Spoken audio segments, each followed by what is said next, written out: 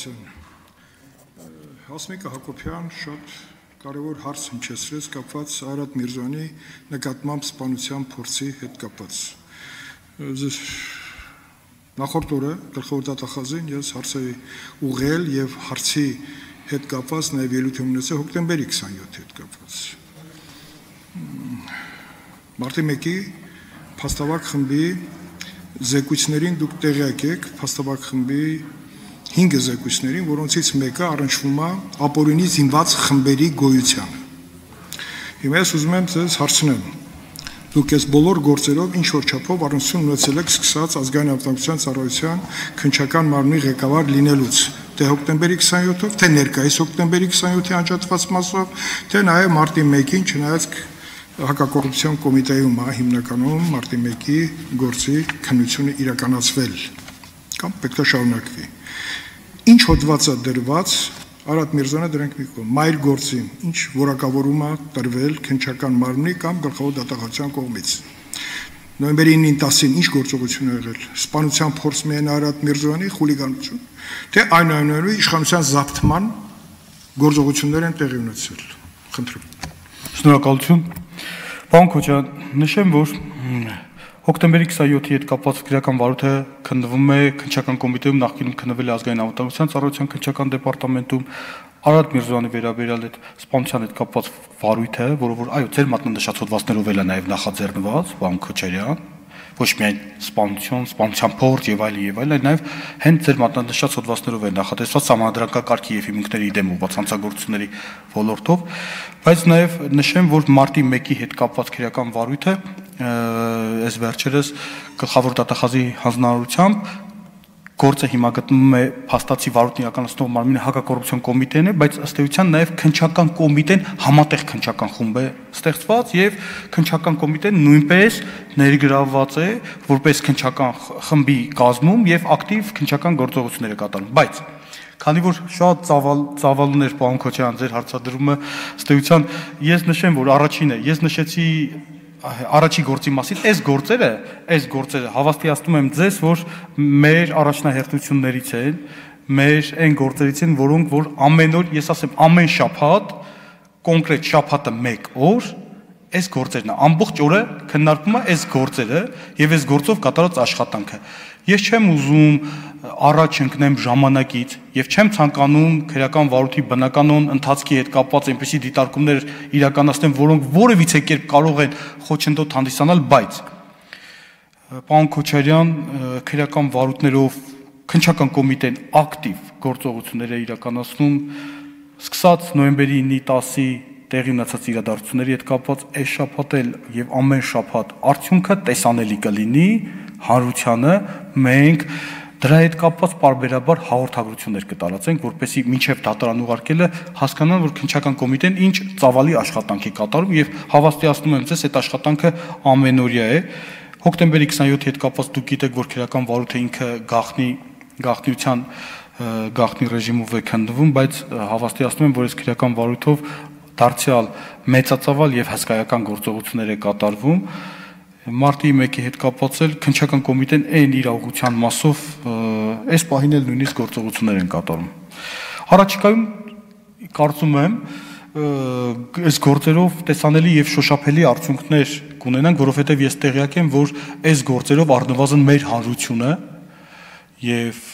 մեր ժողովուրդը սպասելիքներ ունեն եւ սպասում են այս գործերով կոնկրետ պատասխանների։ Իսկ մենք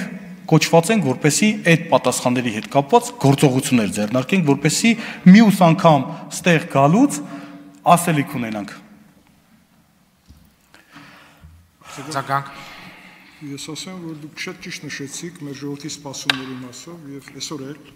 անձամբ ես սպասում եի, որ եզրափակիչ ելույթում սպասումների մասով գլխավոր դատախազը հիշատակի, որտեղ դրան միտված նաև մեր խմբակցության ղեկավարը շեշտեց դրա կարևորությունը, բայց մենք չլսեցինք դա։ Ես ուրախ եմ, որ դուք կարևորություն նշեցիք։ Նաև ուզում եմ նշեմ, որ հոկտեմբերի 27-ով նախկին գլխավոր դատախազությունը, գլխավոր դատախազի կողմից հոկտեմբերի 27-ը որակավորել է ոչ թե համարական կարգի հետ միտված գործողություն, այլ տերորիստական ակտ։ Պարզա չէ, որ Նա լրիվ կյանքը ցույց տվեց, թե ինչի էր միտված այդ գործողություն եւ ինչ տեղի ունեցավ։ Ուզում ասեմ, նաեւ այստեղ էլ մենք խնդիր ունենք որակավորման հետ կապված, նաեւ իշխանության զավթման հետ կապված նոյեմբերի 9-ի գիշերը եւ 10-ին ըստ էության իշխանության զավթման գործողություններ, որին մասնակից էին մեկ կնոպկի հարվածով ապօրինի բազմաթիվ խմբեր։ Ես կուզեի, որպեսզի դուք քանի որ ղեկավարում եք քննչական կոմիտեն, բարձրացնեք Փաստավակ խմբի անդամներ Անդրանիկ Քոչարյանի եւ Սեդա Սաֆյանի զեկույցը ապօրինի զինված խմբերի մասին, որոնք ստացել են զինվորական համազգեստ եւ նրանք օգտագործվել էին տարբեր նպատակներով եւ իմ տպավորությամբ 9-ի 10-ի օրը օգտագործվեցին այդ խմբերը, որոնք մինչև հիմա մնացել են բացահայտված։ Դա պարզապես ուշադրության համար եմ ասում, իսկ մնացածը ելույթում ես կհիմնավորեմ այս 3 գործերի շատ հետաքրքիր կապ։ Շնորհակալություն։ Շնորհակալություն, պարոն Քոչարյան։ Ես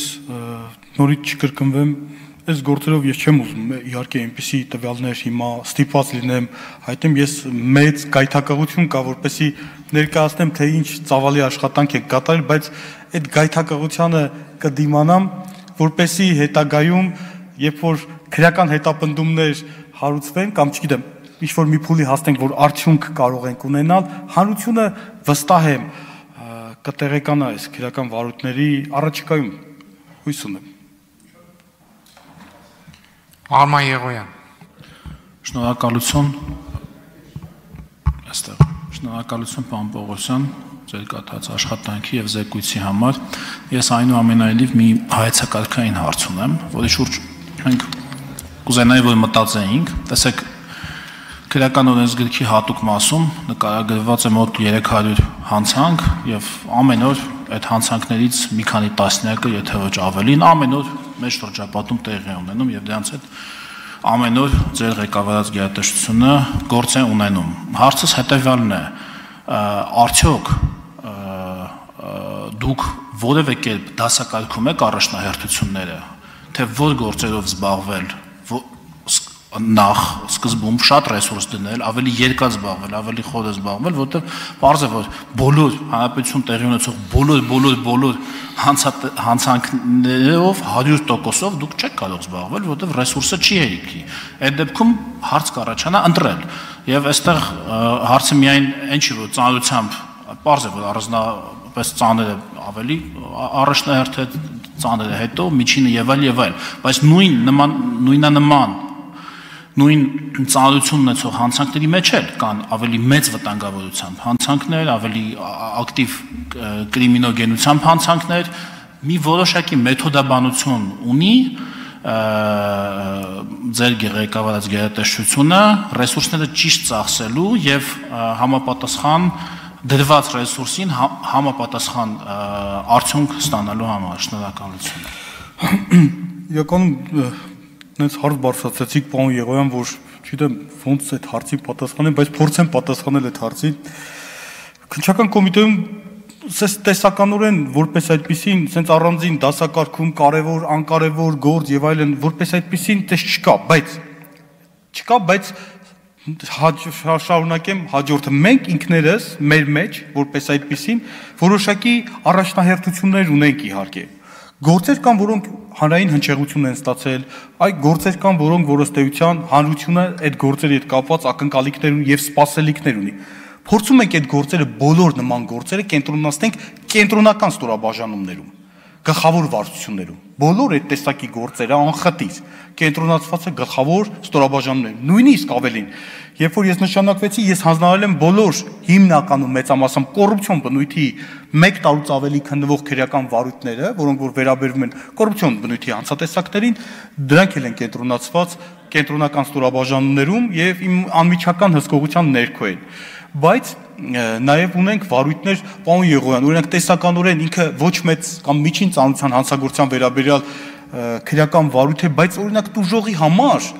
տուժողի քաղաքացու համար, դա կենսական նշանակություն ունի։ Կարող է կողքից տպավորություն ստեղծել, որ չգիտեմ, օրինակ այս X չափի գումար սա իրանից որոշակի հետաքրքիր հափշտակված, օրինակ հափշտակություն է տեղ ունեցել, բայց տուժողի համար դա կարող է ունենալ կենսական նշանակություն։ Հետևաբար իմ կարծիքով որպես իրավաբան, այս տարանջատենք, ասենք օրինակ, չգիտեմ,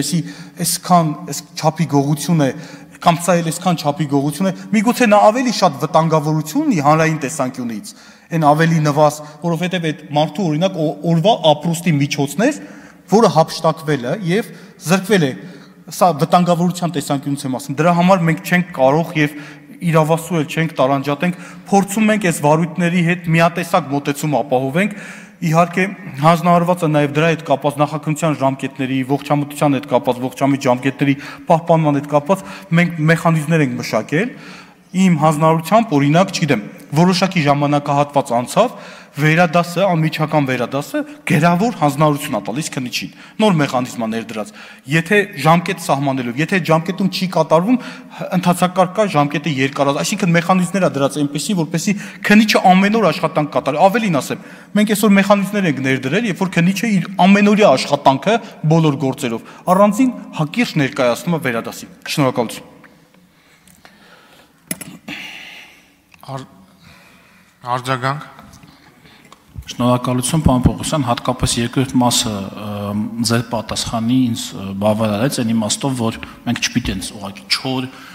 օրենքի այդ ֆորմալ իմաստով նայենք միայն, այլ նաև հանգամանքները պիտի գործի նայենք, այդ գործի բերած,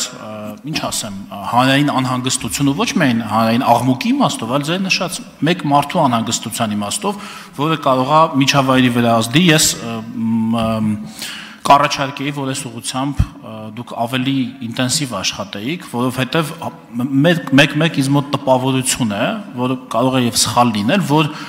գիտեք, այսպես քննչական մարմինները ուղղակի ամեն ահազանգի հետևից ամեն հաջորդ ռեսուրսը դնում են ամեն հաջորդ ահազանգի վրա։ Եթե կարողացա ճիշտ ձևակերպել, բնականաբար ավելի քիչ ռեսուրս թողնելով ամեն նախորդ ահազանգի վրա ու այդպես շարունակ, բնականաբար ամեն նախորդ ահազանգի վրա ավելի քիչ ռեսուրս է մնում, ամեն հաջորդի վրա ավելի շատ, ու այդպես ուժերը իմ տպավորությամբ կարող են այդքան էլ լավ չբաշխվել։ Ես հիմա տեսակ սա ընդունված չի, սա ասելը, բայց ես կառաջարկեի ամեն դեպքում դասակարգել հանցագործությունները, ոչ միայն ծանրության աստիճանով, այլ նաև մեր հանրությանը բերած անհանգստության, հանրային անդորրը խաթարելու տեսանկյունից ու այդ ուղղությամբ առաջ շարժվել։ Շնորհակալություն։ Շնորհակալություն, պարոն Եղոյան, կարճ արձագանք եմ, բոլոր այն գործերը, որոնք որ ըստ էության հանրային հնչեղություն են ստացել կամ, չգիտեմ,